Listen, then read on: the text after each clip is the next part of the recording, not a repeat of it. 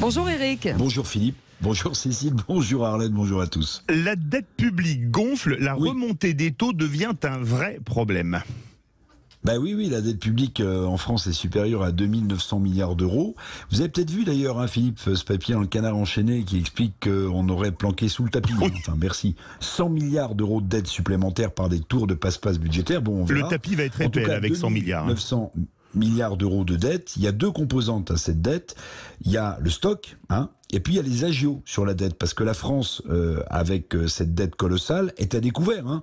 Si vous dépensez plus que vous gagnez, ben vous êtes à découvert quand vous êtes un ménage. Ben l'État, c'est pareil. Hein. Et ben les agios de la dette, écoutez bien, hein, c'est-à-dire ce que l'État doit verser chaque année parce que l'État est à découvert, ça représente 38 à 40 milliards d'euros. C'est-à-dire la moitié de ce que rapporte l'intégralité de l'impôt sur le revenu. 38 à 40 milliards d'euros sur l'agio de la dette. Philippe, c'est tout l'impôt sur les sociétés en France. Vous voyez, c'est colossal. Et puis, mauvaise nouvelle, bah, ces agios vont s'alourdir d'au moins 17 milliards cette année, calculent les experts, parce que, le taux d'inflation en Europe est très élevé. Or, une partie de la dette française est gagée sur le taux d'inflation en Europe. Et puis, parce que les taux d'intérêt remontent. Alors justement, la dette accumulée, ce sont des agios à payer, mais aussi des difficultés à investir pour l'État. Ben oui, parce qu'on parle de nouveau gouvernement, bon très bien, mais l'État n'a plus d'argent, hein, les caisses sont vides. Alors au-delà de la question financière, il y a la question d'investissement public. Comment investir dans l'hôpital, la justice, l'éducation nationale quand notre dette publique est aussi lourde?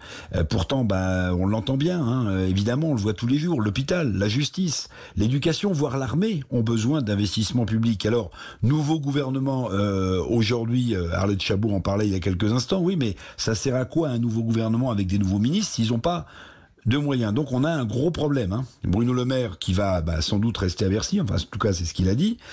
Je vous rappelle sa petite phrase, hein. Nos finances publiques ont atteint une cote d'alerte. Alors vous vous souvenez sans doute, hein, je le répète, c'était évidemment en écho aux lointaines déclarations de François Fillon qui lui, à l'époque de Nicolas Sarkozy, avait dit « Je suis à la tête, Philippe, d'un État en quasi-faillite ». Alors justement, est-ce que d'autres pays en Europe sont en difficulté, Eric ? Oh oui, c'est des grands classiques. Hein. En Europe, il y a ce qu'on appelle les pays frugaux. Vous savez, les rigoureux budgétairement. Hein. Alors, ils sont plutôt au nord, les pays frugaux. Hein. C'est la Suède, les Pays-Bas, l'Allemagne, bien sûr. Et puis, il y a les pays budgétairement, historiquement, et encore plus, là, en ce moment, en grande difficulté. Bon, vous vous souvenez que la Grèce avait failli faire faillite. Aujourd'hui, les pays les plus en difficulté, c'est l'Espagne, l'Italie, le Portugal, et donc, évidemment, la France. Alors, vous savez peut-être, Philippe, comment les experts budgétaires appellent ces pays du sud de l'Europe qui ne respectent pas ou qui respectent peu les équilibres budgétaires, vous savez ou pas? Oui, allez-y. Vous connaissez mieux que moi. Les pays du Club Med. Absolument, les pays du Club Med. Oui. Pendant les vacances, la dette continue de travailler, donc bon lundi à tous. Le Club Med, d'ailleurs, ça inspire peut-être certains de nos auditeurs qui vont y partir cet été. Absolument. Merci beaucoup Eric.